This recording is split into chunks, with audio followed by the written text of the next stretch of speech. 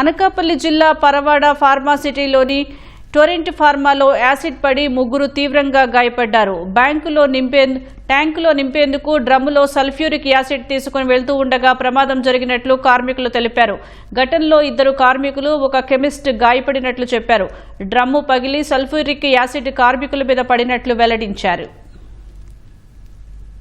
Toronto pharma కంపెనీలో జరిగినటువంటి ప్రమాదాన్ని కానీ మనం పరిశీలించినట్లయితే సల్ఫ్యూరిక్ యాసిడ్ అనేటువంటి దాన్ని డ్రమ్ముల ద్వారా పై అంతస్తుకు తరలిస్తా ఉన్నారు.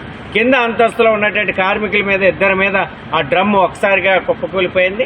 చైన్ అనేటువంటిది తెగిపోవడం వల్ల, చైన్ నాణ్యమైనటువంటిది కాకపోవడం, భద్రతా ప్రమాణాల యాజమాన్యాలు పాటించకపోవడం వల్ల ఈ రకమైనటువంటి పరిస్థితి చోటు చేసుకుంటుంది.